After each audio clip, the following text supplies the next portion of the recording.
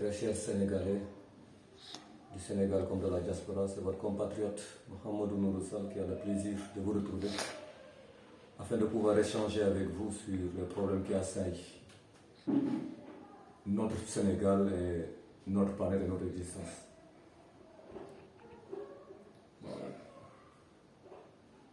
On ne peut pas commencer sans attirer, sans inviter les Sénégalais à faire davantage de prudence parce qu'avec l'hiver, les conditions pour une propagation de la maladie qu'on semble plutôt avoir oublié au Sénégal sont meilleures pour le virus. Donc le virus se propage plus facilement, donc veillez aux mesures d'hygiène dont on a toujours parlé, se laver les mains à chaque fois qu'on sort et qu'on revient à la maison, se laver les mains avec du savon ou bien du gel. Cela dit, nous ne pouvons commencer cet échange que sur l'échec retentissant et cuisant et qui ne surprend pas les individus comme moi concernant la COP 26 qui a eu lieu à Glasgow. L'échec est d'autant plus cuisant que toutes les preuves de l'impact négatif des émissions de dioxyde de carbone se sont manifestées à travers toute la planète, que ce soit par des feux de forêt aux États-Unis, par des feux de forêt aussi en Australie, par des sécheresses en Afrique, surtout en Afrique subsaharienne et centrale. Et la Somalie d'ailleurs vient de déclarer un état, le premier ministre somali, le président somalien vient de déclarer un état d'urgence parce qu'il estime que la situation de sécheresse a atteint des limites jamais connues et que il lui faut l'état d'urgence et ils ont fait appel à la diaspora, pour venir à l'aide. Il y a énormément de populations même qui ont quitté leur village, leur trucs parce que leurs troupeaux, leurs trucs sont morts à la suite de la sécheresse, il n'y a pas d'eau, il n'y a même pas d'eau à boire. Bon, bref, toutes les preuves manifestes et éclatantes d'un impact négatif du changement climatique sont là, visibles, sensibles et perceptibles. Mais cette rencontre de 2 semaines n'était qu'une rencontre de touristes qui voulaient un peu changer d'air. Ouais. Donc cette rencontre, c'est une rencontre de touristes, des chefs d'État qui étaient venus pour faire des discours où ils se congratulaient, comme disait un jeune du Kenya, se congratulant en disant nous avons fait. On s'est rendu compte de ce que les États-Unis ont fait et les Anglais ont fait. En permettant, on l'a dit ici et répété à travers d'autres trucs que les États-Unis ont permis l'exploration, davantage d'exploration de carburants fossiles dans le golfe du Mexique.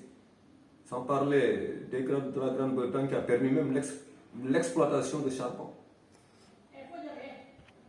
Les États-Unis qui disaient que lors des sommets, qui se sont entendus avec les Chinois pour qu'ils fassent des efforts incommensurables afin de lutter contre le changement climatique. Sans même dire de quoi il s'agit. Rien de concret. Sinon des annonces pour faire de la com, de la public relation comme disent les Anglais.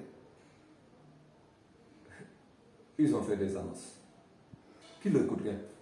Mais n'oublions pas qu'ils avaient fait une annonce lors de sommet qui a eu lieu en 2008, je ne sais plus, 2008, ils avaient promis qu'à partir de 2020, ils distribueraient 100 milliards de dollars par an aux pays essentiellement du Sud et à revenus intermédiaires là, pour les aider à supporter la transition, la mitigation et l'adaptation. On sait ce que cette promesse est devenue. Et ils disent même que la plus grande partie de ces 100 milliards, même, ce serait un prêt. Ce dont les pays du tiers-monde ne veulent pas bien entendu parler parce que c'était déjà négocié et mis de côté. On sait ce que les promesses de l'Occident valent en ce qui concerne les changements climatiques. L'Occident ne se soucie pas des impacts des changements climatiques, des impacts négatifs des changements climatiques. D'ailleurs, l'Inde a dit, et même un chercheur anglais a estimé que c'est choquant de constater comment toute la planète Et surtout les pays occidentaux s'en sont pris à l'Inde, qui a dit que non, qu'il lui fallait encore qu'il ne pouvait pas se passer du coal, autrement dit du charbon, pour son besoin énergétique, parce que la plupart de sa population n'a même pas accès à l'électricité. Mais les statistiques ont montré que per capita, autrement dit par tête d'habitant, l'Inde consomme 1,2 autrement dit 1,2 tonnes de gaz à effet de serre par an. Par tête d'habitant, par per capita, l'Inde émet 1,2 tonnes. Là où les États-Unis en émettent 16,8 tonnes par capita. L'Australie 17 tonnes par capita. Le Canada 16 et quelques tonnes par capita. Donc c'est même pas comparable. Ce qu'un citoyen américain émet en termes de gaz à effet de serre par an, c'est même pas comparable à ce qu'un Indien émet comme gaz à effet de serre par an. Donc, les gens ont voulu se servir de l'Inde comme agneau du sacrifice pour dire voilà, c'est l'Inde qui a fait que ce sommet, cette conférence a échoué. Mais en réalité, c'est les Occidentaux qui émettent le plus per capita et qui ne veulent pas revenir en arrière là-dessus. Ils veulent maintenir leurs avantages indus. Et ils veulent maintenant que ce soit des pays du tiers-monde là qui remettent en cause leurs émissions. Ils se fondent sur l'émission générale de l'Inde. L'Inde émet globalement, l'Inde est la troisième ou quatrième puissance émettrice après la Chine et les États-Unis. Alors que per capita, ce qu'un citoyen américain émet, il n'y a que ce que le citoyen australien émet qui dépasse là. Donc, chers compatriotes, chers Sénégalais, les Occidentaux ne sont pas prêts à revenir sur leurs avantages. Nous savons d'ailleurs qui sont ces Occidentaux. Ce sont eux qui ont organisé la traite négrière, qui ont amené beaucoup de nègres aux États-Unis, en Amérique, pour les exploiter, pour en faire des bêtes de somme, pour lancer les conditions de leur développement, pour lancer les conditions de la révolution agricole. Et après, ils sont débarrassés de ces nègres-là en les considérant même comme moins que des chiffons. Vous êtes au courant du procès, du verdict qui a été rendu pour un Américain qui avait 17 ans à l'époque, l'année dernière, et qui a tué, alors qu'il n'avait même pas le droit d'accéder à une telle arme.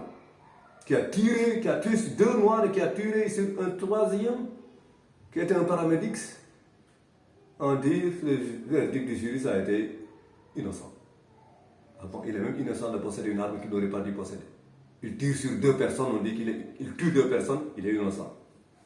Alors qu'on sait que même l'homicide involontaire là existe en cas d'accident de la route. Ils n'ont même pas appliqué ces critères concernant ce gosse-là, ce jeune-là qui avait 17 ans à l'époque, qui n'avait même pas le droit de porter une arme. Ils disent qu'il est innocent. Voilà comment les nègres sont jugés en Amérique jusqu'à présent et en Europe. Le racisme est une réalité dont le capitalisme américain ne peut pas se séparer. Daniela Schmidt, une chercheure de l'université de Bristol dans le United Kingdom, a dit que mais ce qui risque d'arriver même est pire, parce que ce qui a commencé, c'est qu'avec l'intensification des émissions de gaz à effet de serre, c'est que les océans qui absorbent l'essentiel du dioxyde de carbone, ces océans vont être sursaturés jusqu'au point que l'eau de l'océan sera acidifiée. L'eau de l'océan devenant de plus en plus acide, les algues autres là qui avaient besoin de certains nutriments pour pouvoir croître, etc., et se reproduire, ces algues-là vont de plus en plus voir leur nombre diminuer. Mais ce faisant, c'est toute la chaîne alimentaire au niveau du fond de l'océan qui est cassée.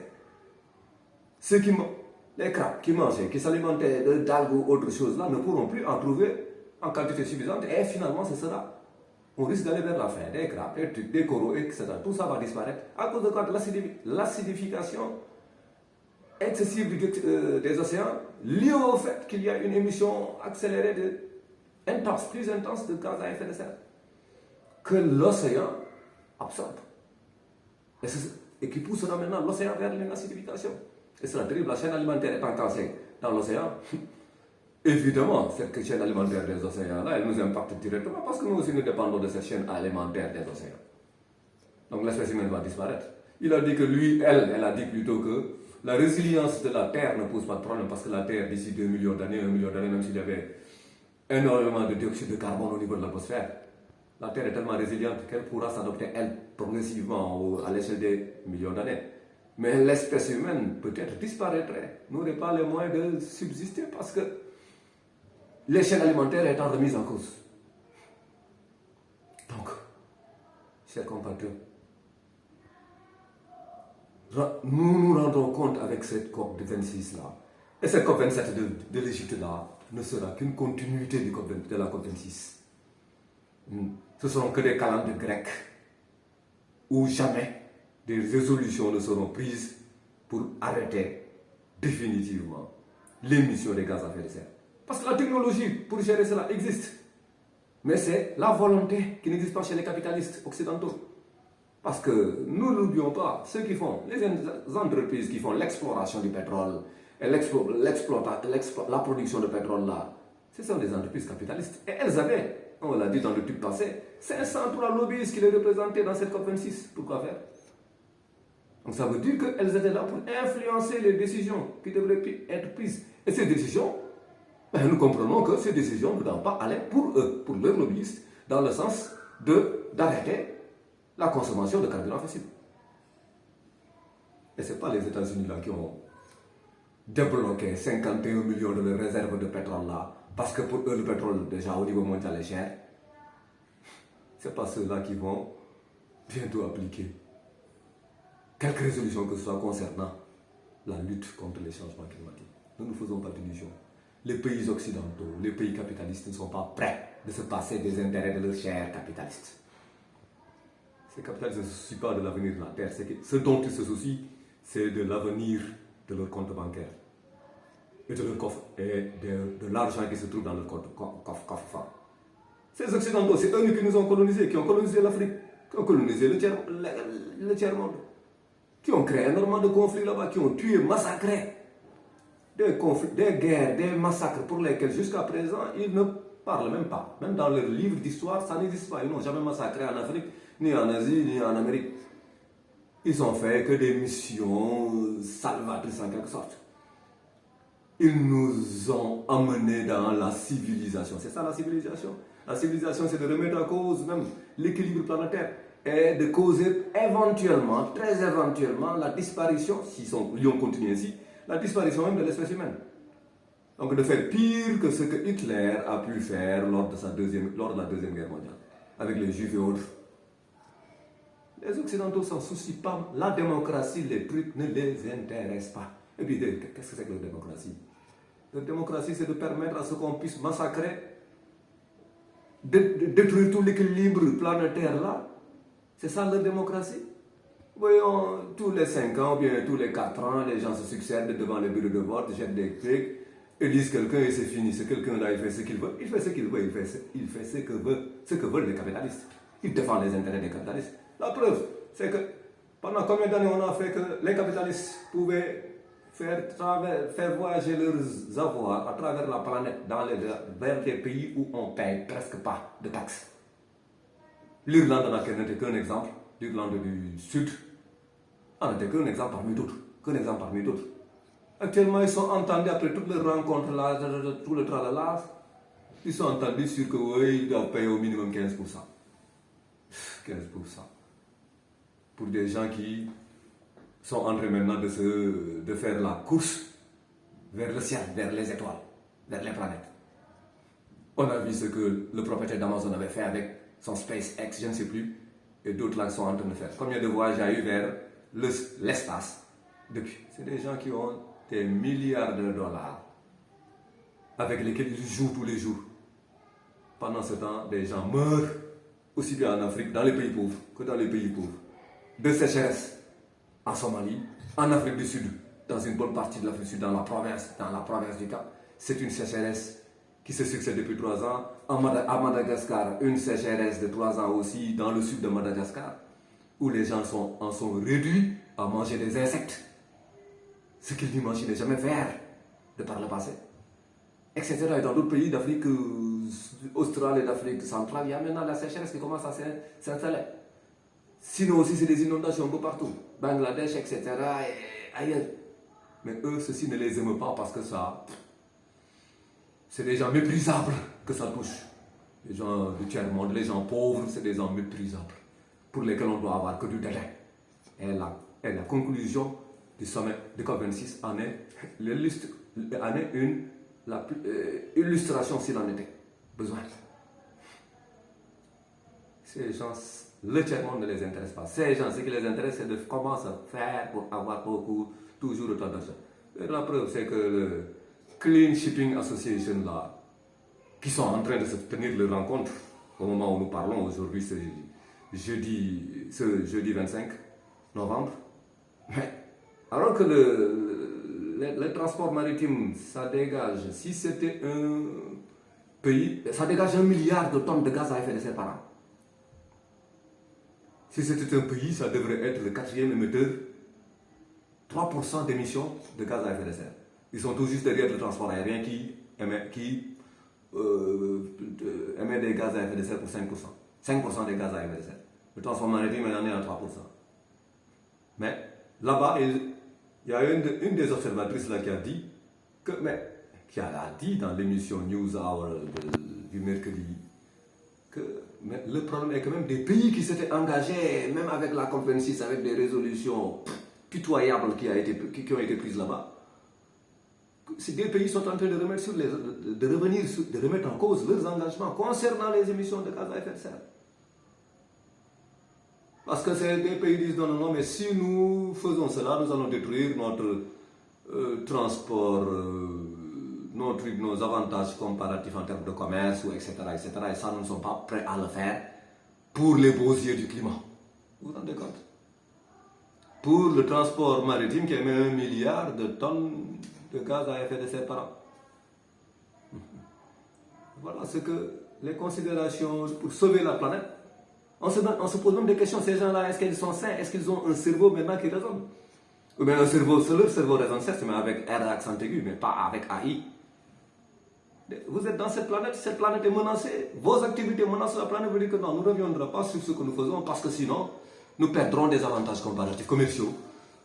Et ça, nous ne sommes pas prêts à le faire. Même quand l'animateur lui a dit, mais est-ce que ce n'est pas des soucis technologiques qui font qu'ils ne sont pas prêts à encore appliquer des mesures pour sauver?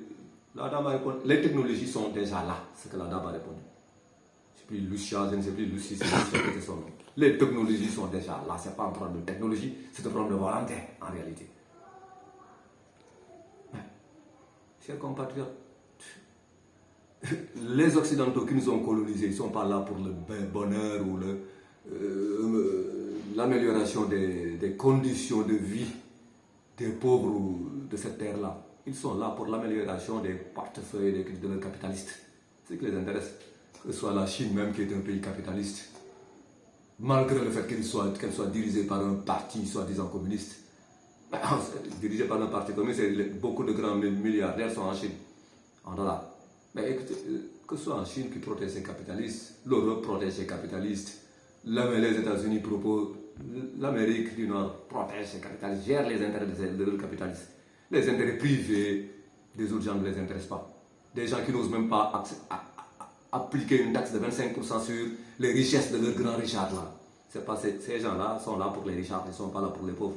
Tant qu'on ne raisonnera pas ici que c'est le modèle capitaliste même qui n'est pas là un modèle pour sauver la planète. Le modèle capitaliste ne peut pas sauver la planète. C'est un modèle même antiplanétaire qui va aller vers la destruction de plus en plus de la planète et tous les équilibres planétaires. Ça, il faut qu'on le sache. Si on ne veut pas le savoir, on va perdre notre temps à vivre d'espoir, de stress, mais d'espoir, de déception qu'on a eu avec des espoirs qu'on fondait sur certains et qui finalement sont revenus en arrière sur les promesses même qu'ils avaient faites. Chers Sénégalais, sachons que c'est ce modèle capitaliste qui pose problème à la planète actuellement. Donc il ne faut pas qu'on se fasse d'illusions concernant cela, concernant ces gens-là, leurs promesses, c'est rien. Leur cour pénal international là, a jugé qui? Pourtant c'est eux qui ont fait d'énormes massacres dans la cour du 20e et du 21e siècle. Les États-Unis ont massacré énormément au Vietnam, ailleurs, dans l'Asie du Sud-Est, etc. Ils ont amené même la bombe nucléaire, 2 bombes nucléaires qu'ils ont balancées au Japon. Ils ne rendront pas compte parce que c'est eux qui sont la première puissance mondiale, c'est eux. La Cour pénale internationale n'inculpera jamais un Américain pour ces crimes-là. Aucun gouvernement américain ne sera concerné par les crimes qu'ils ont commis. Que ce soit en Irak, que ce soit ailleurs ou ailleurs, ils dormiront tranquilles. Ils feront de bons rêves. La Cour pénale n'est là que pour juger les pauvres tiers-mondistes qui sont là, comme les Laurent Gbagbo, comme etc., les Milosevic et autres là, qui ont été jugés, comme ceux qui sont du Pakistan. Mais, certes, les crimes, il faut les juger. Les crimes, c'est pas normal. Mais il ne faut pas qu'il y ait de la discrimination dans une cour. S'il y a une cour pratique la discrimination, ce n'est plus une cour crédible. Et c'est le cas de la Cour pénale internationale. Nous ne faisons pas d'illusions là-dessus. Mais, pour ce qui est donc de l'attitude qu'on doit avoir, c'est une attitude beaucoup plus, c'est une vision beaucoup plus large qu'on doit avoir des problématiques mondiaux. Sinon, nous serons toujours là à être dirigés par des gens comme les Macky Sall qui nous dirigent actuellement, qui ont organisé un pogrom des candidatures au niveau des élections locales, afin de se donner d'avance, de mettre toutes les chances de leur côté. Ils ont fait à peu près comme Daniel Ortega a fait au Nicaragua, éliminer tous les candidats adverses afin de se donner plus de chances pour passer dès le premier tour. Eux, ils ont organisé, ils ont modifié le code électoral concernant les élections locales. Puis maintenant, ils ont éliminé beaucoup de candidats. Ils ont fait éliminer beaucoup de candidats en s'appuyant, soi-disant, sur la justice. Mais on sait que la justice est à leur service. La justice du Sénégal est à leur service. Nous ne nous faisons pas d'illusions, encore une fois, concernant le régime de Macky Sall. Et ensuite, il faut qu'on soit exigeant davantage, nous Sénégalais, par rapport même aux politiques, aux hommes politiques qui sont là, parce qu'il ne faut pas qu'ils se foutent de nous. Il ne faut pas qu'ils se foutent de nous. Que ce soit tout le temps une roue qui tourne continuellement, et la roue qui tourne continuellement, c'est les mêmes trucs qui nous vont nous servir. Ceux-là quittent aujourd'hui, ils vont céder la place à d'autres, mais il y a eu un changement, quoi? Comme un changement dans un truc de jeu de chaises musicales. Les musiciens ont changé de place, mais c'est le même air qui serve. Il ne faut pas qu'on accepte tout le temps que des politiciens soient là, qu'ils appliquent la même politique qu'on a connue depuis 1960 jusqu'à présent et qui a fait que le Sénégal est assassiné. Le Sénégal est mort, économiquement parlant, socialement parlant. Que tous les gens ont envie d'émigrer, de s'en aller vers l'Occident. Il faut aussi qu'on soit de plus en plus exigeant, que le débat soit élevé. Il ne faut pas que des journalistes nous servent des débats vraiment qui sont dignes des cerveaux des poulets et des coqs.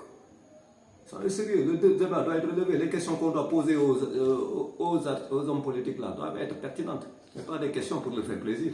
Et on sait pourquoi on leur pose des questions pour leur faire plaisir. Parce qu'on sait que souvent ils sont récompensés après l'émission. Ou même ils ont été récompensés avant l'émission, ces journalistes-là. Soyons sérieux. Il faut qu'on ait plus de conviction, plus de croyance en notre pays. Sinon, ça ne changera jamais. Il ne faut pas non plus qu'on accepte que ces gens-là se succèdent pour nous servir les mêmes politiques. Des détournements d'argent, des ministères ou bien un gouvernement où ils mettront à leurs copains, leurs amis pour faire la même chose que les autres. Non, ça on n'est pas prêt à l'accepter maintenant. On est au 21e siècle, bon sang. On a déjà vécu 21 ans dans le 21e siècle. Il ne faut pas qu'on accepte que ces pratiques continuent dans nos pays-là. C'est inadmissible. Ça ne peut pas continuer parce que sinon, le Sénégal est foutu. Nos enfants, le Sénégal est déjà presque foutu, mais on peut rectifier. Nos enfants n'auront pas d'avenir dans ce pays-là. Déjà, ceux qui sont en train de s'enfoncer dans les océans montrent ce qu'il en est. Alors que l'Europe a fermé, la forteresse Europe a fermé tous ces trucs. Mais que l'autre jour, le commissaire même des Nations Unies sur les réfugiés, UNHCR, a dit que ce qui se passe en Europe, c'est inadmissible. Sous-traiter le blocage des émigrants éventuels, les faire réprimer, ça ne peut pas passer. La politique, l'Europe a massacré toute la planète, c'est enrichi de toutes nos matières premières. L'Europe et l'Amérique. Et maintenant ils disent non, écoutez, vos matières premières sont là, mais vous ne pouvez pas être là. On en a assez. L'Europe n'est pas humanitaire, l'Europe. C'est l'Europe de Hitler, ce ne sont que des partisans du nazisme qui sont là-bas. La preuve, voyez maintenant la puissance qu'acquiert un néo-nazi comme Éric Zemmour en France.